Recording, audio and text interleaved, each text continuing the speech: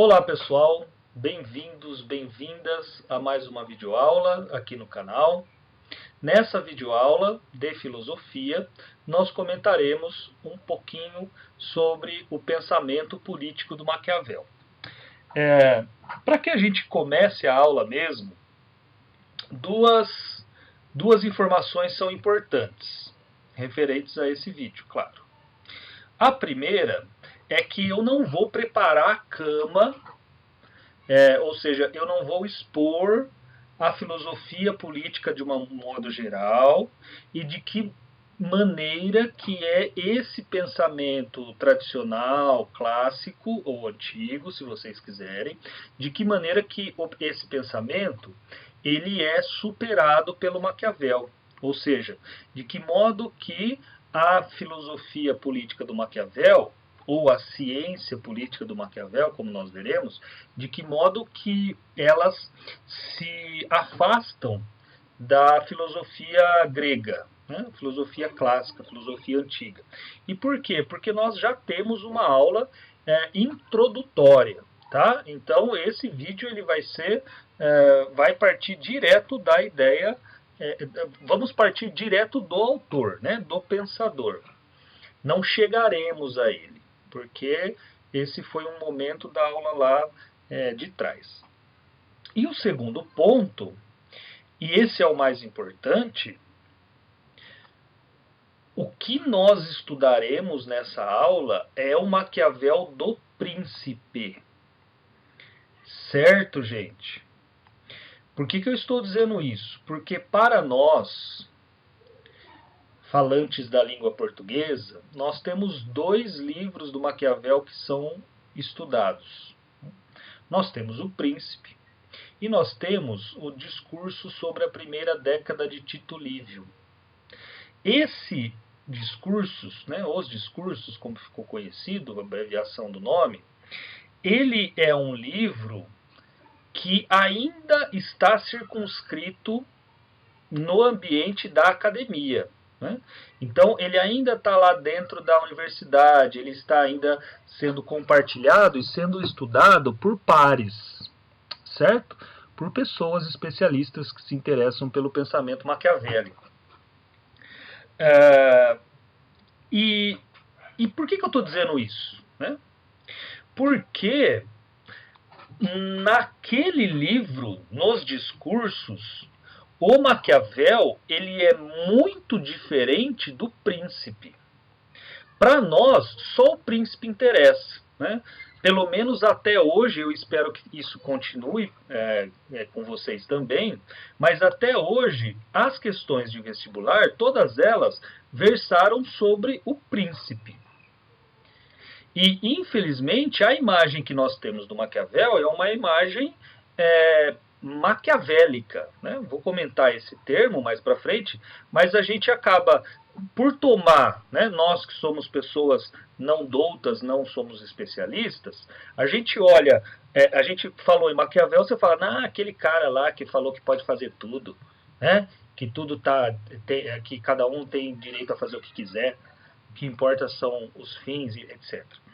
Não é verdade, tá, gente? Assim, é claro que você não vai usar essa informação, mas espero eu que você não precise usar para o vestibular, mas não tenha essa concepção malévola do Maquiavel, certo? Nos discursos, ele é muito mais teórico, ele é muito mais rigoroso na apresentação das suas ideias, e ao contrário do que acontece no Príncipe. Tudo bem? Mas espero que vocês fiquem tranquilos, porque em relação a isso, ou seja, esperamos que não caia nada a não ser o Príncipe. Até hoje foi assim, espero que isso aconteça e continue acontecendo, né? Até os materiais didáticos, enfim, eles contemplarem essa outra obra do Maquiavel. O problema, eu começo a falar, eu não paro, né? O problema é que se nós considerarmos os discursos também, o Maquiavel ele não vai fazer o contraponto que nós estamos acostumados a perceber, né?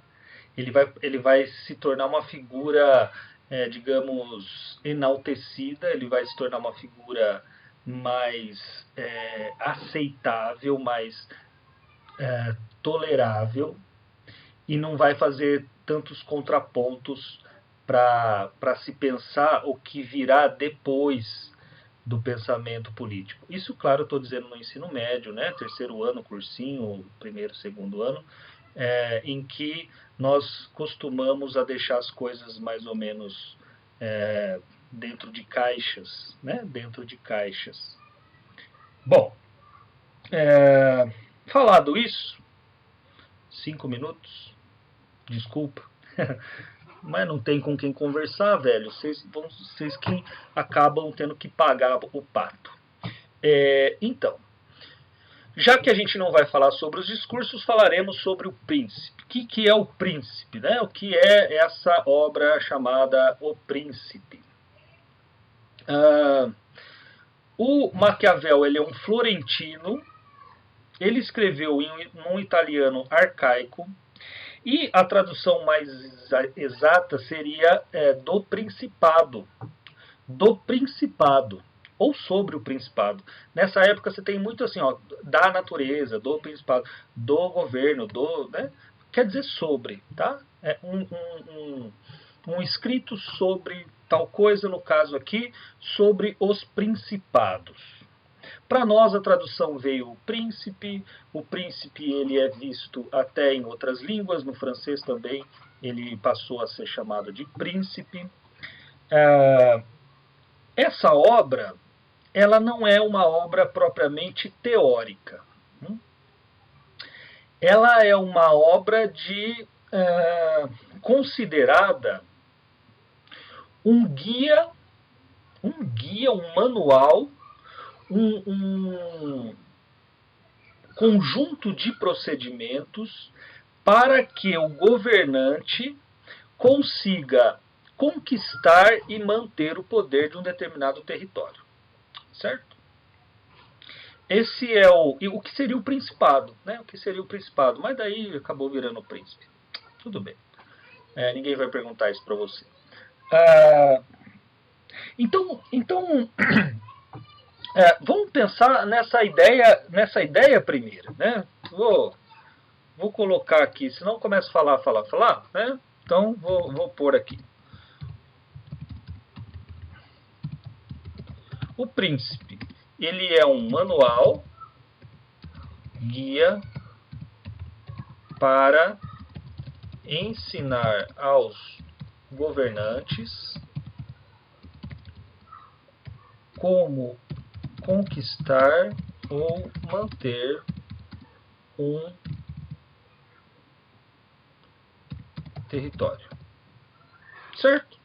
Manual ou guia para ensinar aos governantes como manter ou como eles devem manter ou conquistar um território. Então, gente, a hora que você tendo isso em mente, que o príncipe ele é uma cartilha, o que você pode esperar dessa obra? O que você pode esperar ao ler? Que o que você lerá serão prescrições, né? Prescrições de alguém para alguém manter o poder, conquistar o poder. Poder, claro, de um território. Então, é uma obra endereçada. Ela tem um destinatário. E ela também tem que ter um remetente, claro.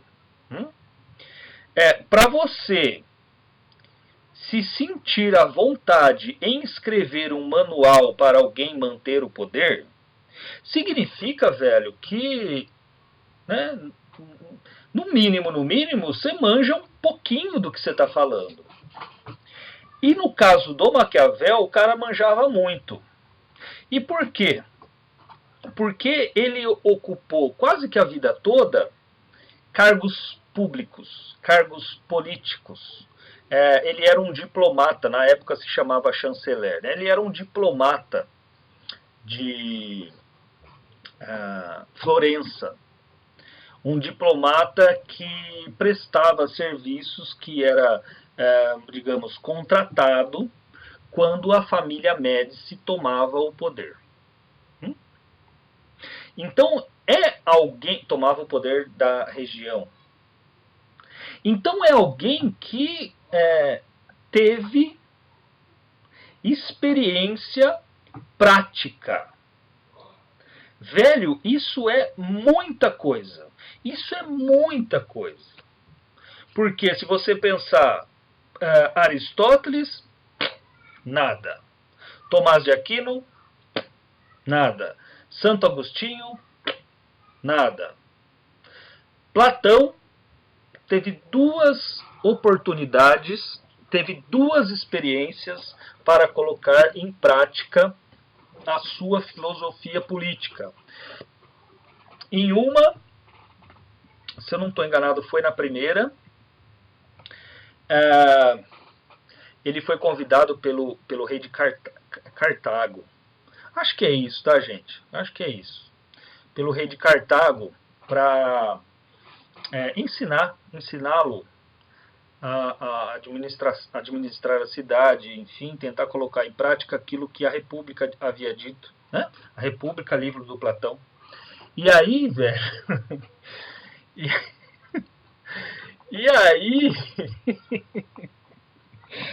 e aí que o Platão, nossa, excesso de riso, cara, de desespero. E aí que o Platão, ele ele virou escravo, mano. Ele virou escravo, não deu certo. Ai, desculpa, gente. Ele, ele virou escravo. Imagina. Ai, me veio na cabeça bobagem. Imagina que o cara vai no lugar, ele é contratado para aplicar o governo mais justo possível. O governo mais justo possível e sai de lá escravo. Eu não sei que povo lá, nem lembro mais que povo que domina Cartago e ele vai se torna escravo. Ai, ai. É como o cara, sei lá, um milionário aí, ele escreve o livro, né? De como ficar rico, aí ele é contratado aí pelo Silvio Santos e leva o Silvio Santos à falência. E leva o Silvio Santos à falência, né, mano? Você imagina. Que bizarro. E o pior, da segunda vez também, aí eu não me lembro onde que foi exatamente, que ele que se mostrou um fracasso completo também. Então quer dizer, você não tinha... Nossa, respira, velho. Você não tinha alguém que escreveu sobre política, sobre as relações de poder e que de fato exerceram o poder. Você não tinha isso. E no caso do Maquiavel, o cara tinha muita bagagem, né? Muito pedigree, ele tinha feito muita coisa. Então, estou tentando concentrar aqui. Esse, então, é o primeiro ponto, né? Primeiro ponto. Quem está escrevendo, então, quem está escrevendo o remetente é alguém que manja da bagaça. E o destinatário, ou seja, para quem a obra O Príncipe foi endereçada, foi para a família, né, um sujeito chamado Lorenzo de Médici. Ou para a família, né, muito conhecida, vocês devem conhecê-la da história, a família Médici. Essa obra ela foi então escrita, há uma dedicatória no final do livro, para Lorenzo de Médici. Alguns estudiosos dirão que essa dedicatória tem a ver com Maquiavel querendo reconquistar, né, querendo reaver o seu cargo dentro da família. Porque, gente, vocês devem saber de história melhor do que eu, esse período do Renascimento, a gente não tem a Itália unificada, muito pelo contrário, né, ela vai se unificar só no século XIX, e o que nós temos são cidades mais ou menos que independentes, né? Nós temos principados aí mais ou menos que independentes. Você tem Florença, você tem Milão, você tem Gênova, você tem Veneza. Então, regiões, e você tem, claro, né, eu já ia me esquecendo, e você tem Roma, onde está lá o papado, né? Então, em cada região da Itália, você tem uma administração. E essa administração, ela é muito...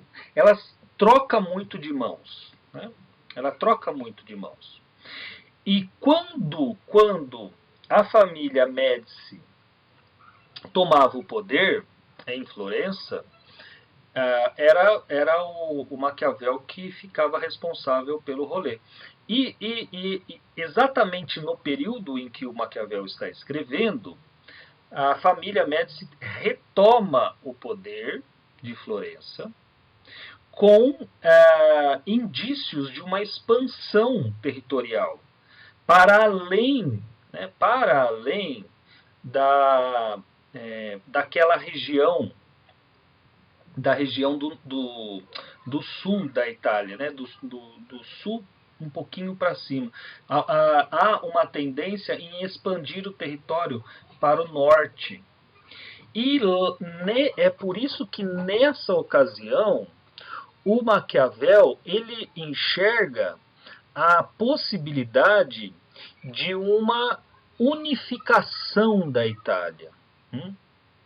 Essa ideia de conquistar e manter o poder de um território, ela culmina, ela tem como finalidade a unificação do território italiano.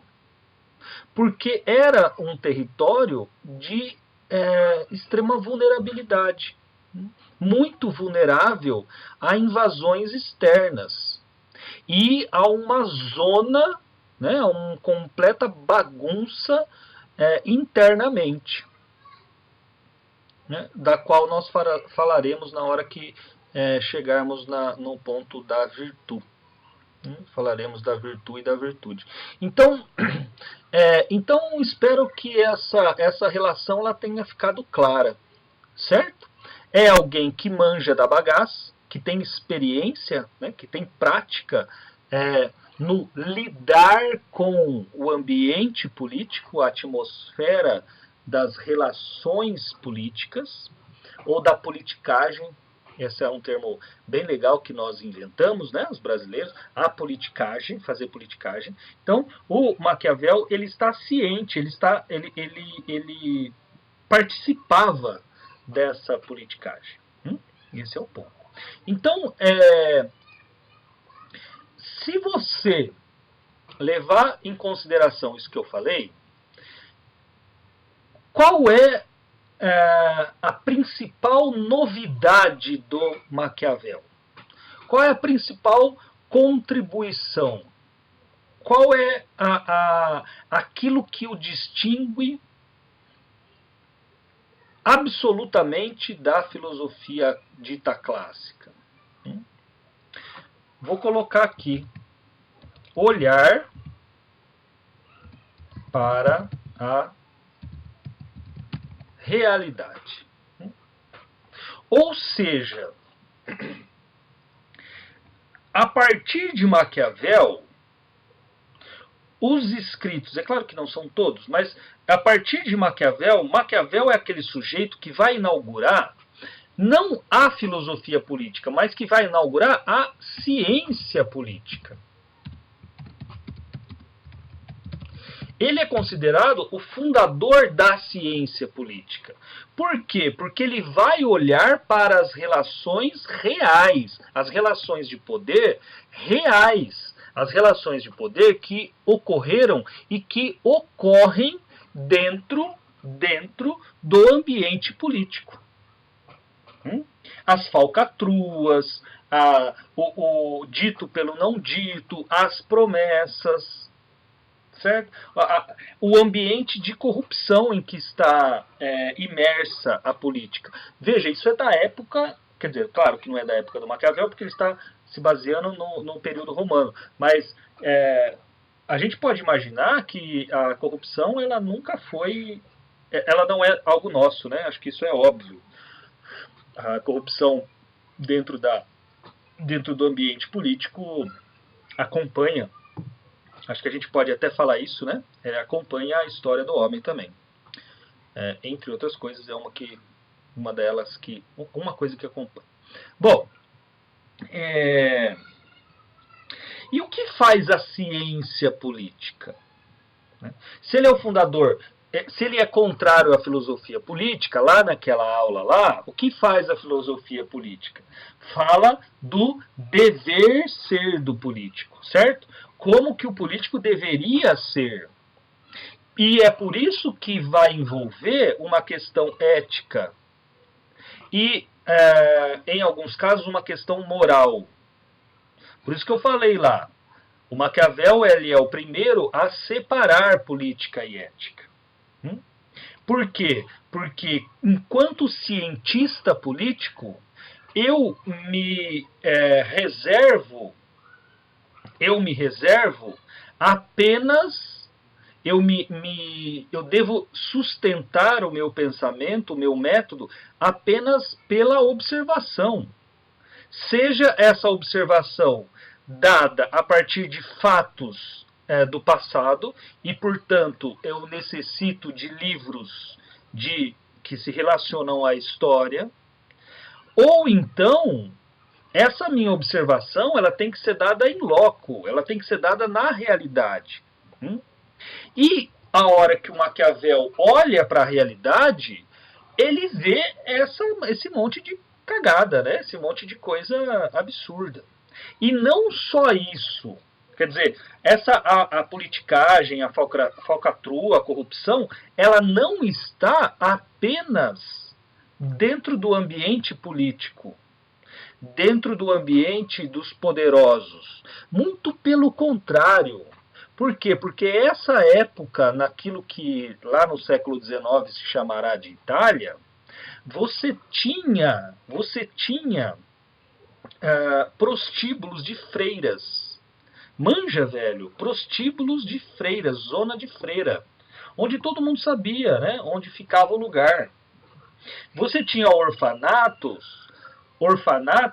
para filhos bastardos, para filhos nascidos de relacionamentos de padres, de freiras. Isso era comum, né? Todo mundo sabia. Você tinha relações incestuosas para manter o poder. As pessoas... Gente, eu vou fechar aqui que está muito barulho lá, tá?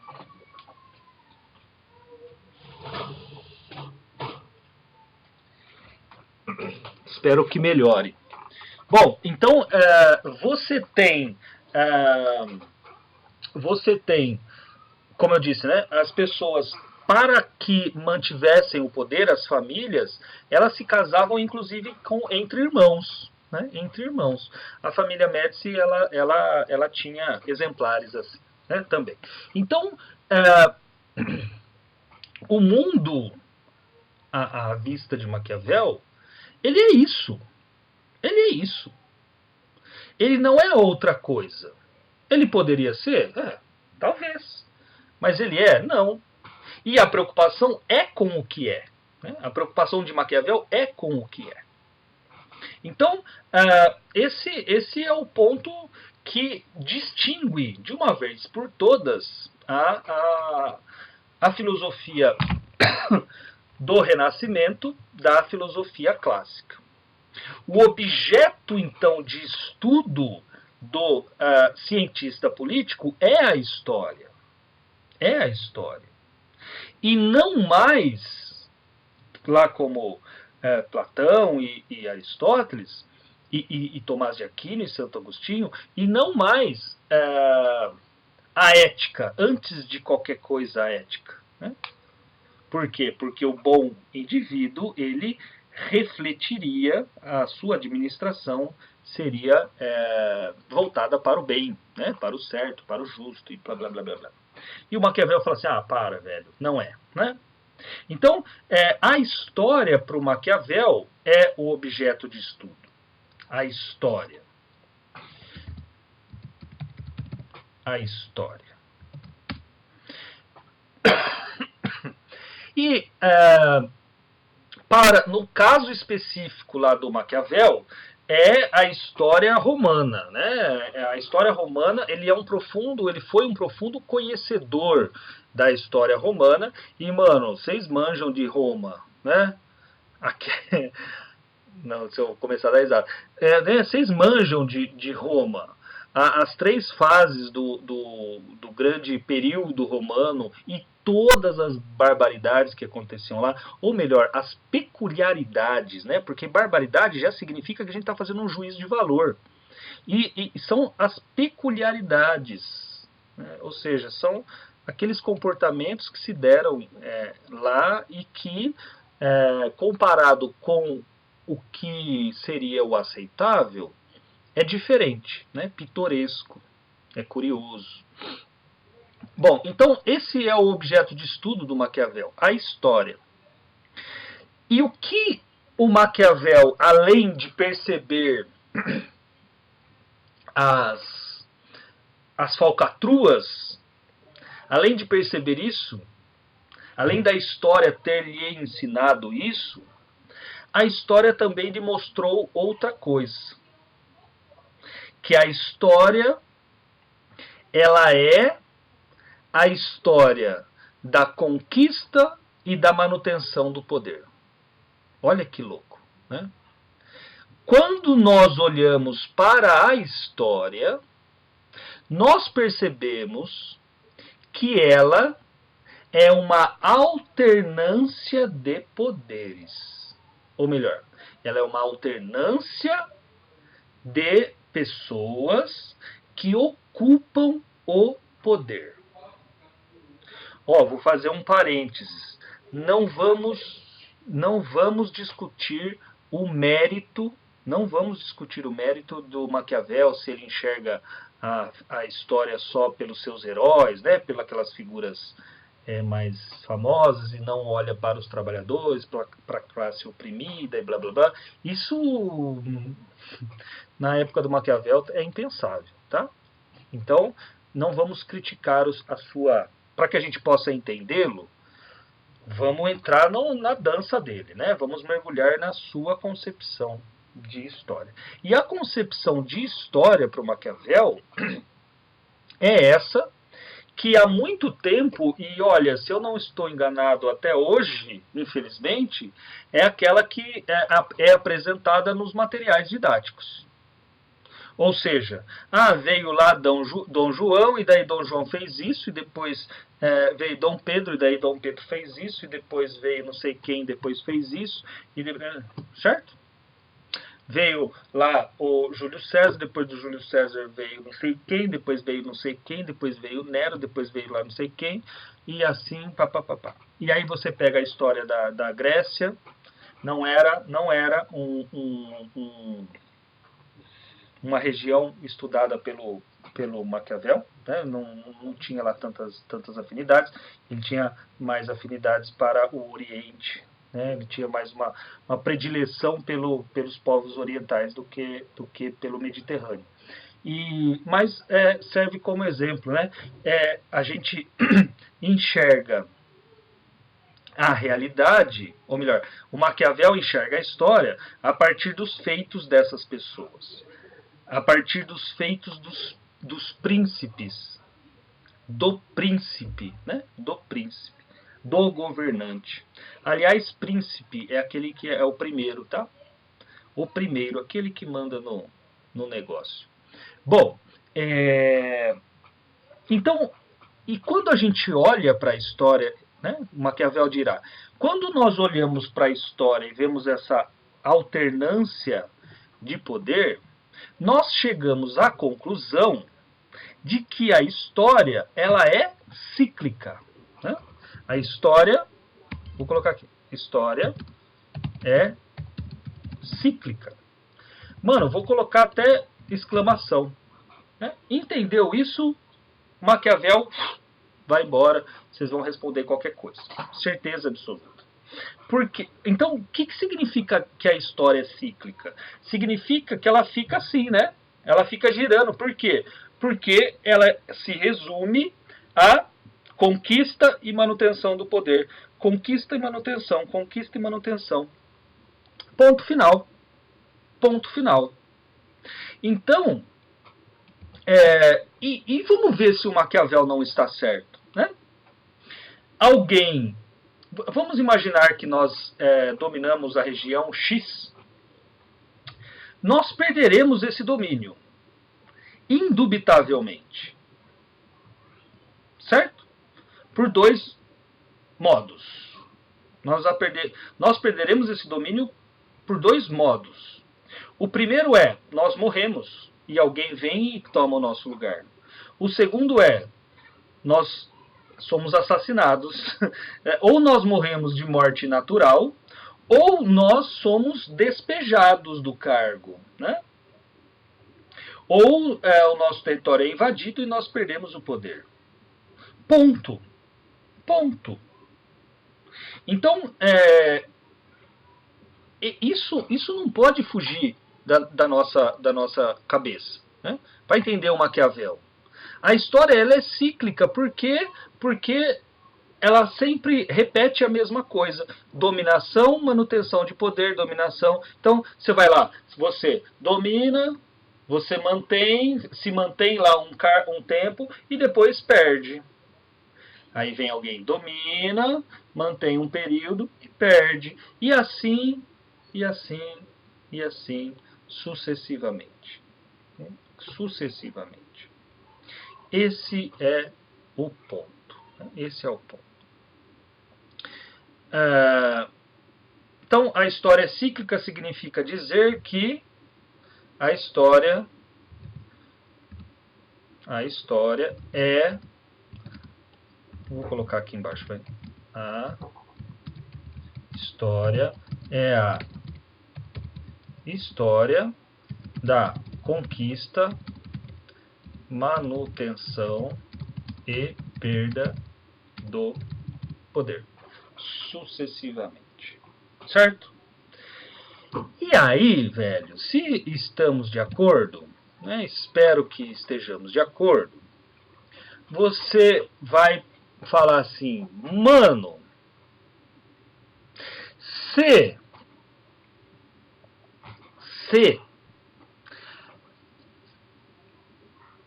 o poder ele é assumido e ele será perdido, se inquestionavelmente nós vamos ter poder e perdê-lo um momento ou outro, você poderia se perguntar, mas por que então alguém se daria ao trabalho, porque é um trabalho, é um esforço, exige um esforço muito grande, em querer o poder?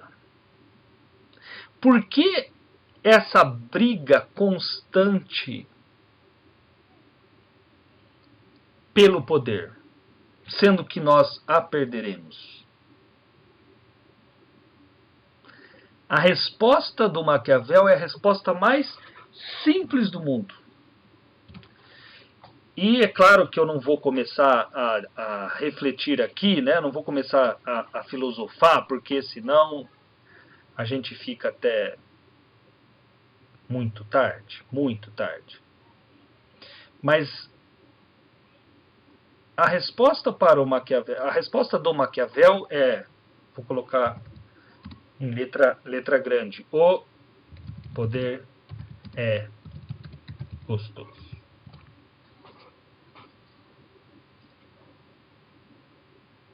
Ponto final, né? Acabou a aula, vamos embora e boa noite, boa tarde, benção. O poder é gostoso. É gostoso estar no poder. É tão gostoso estar no poder que eu estou que eu sou levado a procurá-lo, ainda que o esforço seja gigantesco. Eu me sinto disposto a abrir mão de muitas coisas para ter o poder. Para mantê-lo ou para conquistar esse poder. Poder político, poder de um território. O poder, ele é gostoso. E aí que eu ia dizer, né? Não vou ficar filosofando, mas tenta pensar você na sua vida. Se ter o domínio sobre alguma coisa, sobre algumas pessoas, lhe dá prazer.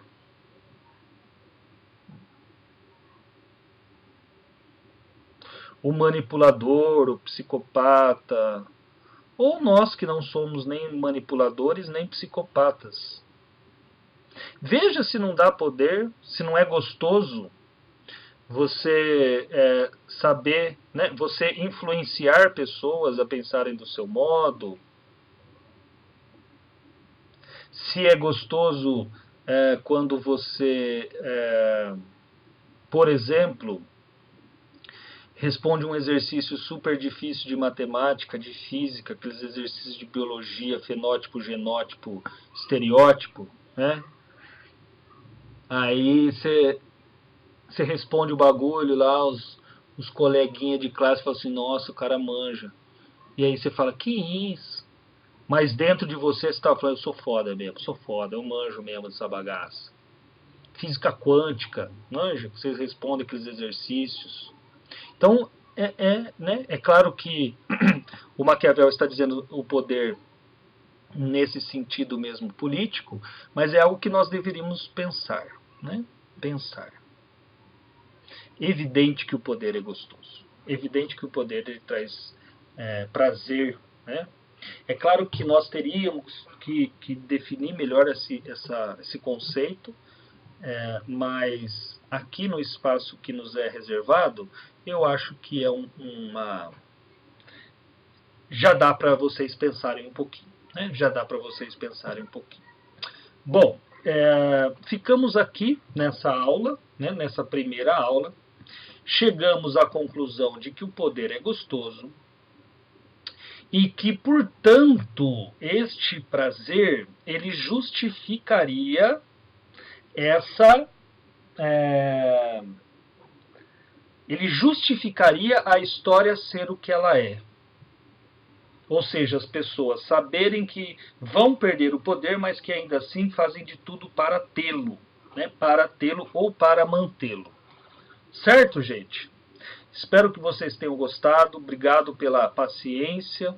Obrigado pela atenção de vocês. Me desculpem pelo ataque de riso. Né? Você imagina o Platão virando escravo, sendo vendido como escravo, e o cara foi lá para deixar a sociedade justa, né? Então, é esse o ambiente, é essa imagem que eu deixo com vocês, e muito obrigado pela companhia, pela atenção, pela paciência. E até a próxima. Valeu, gente, um beijo, obrigado.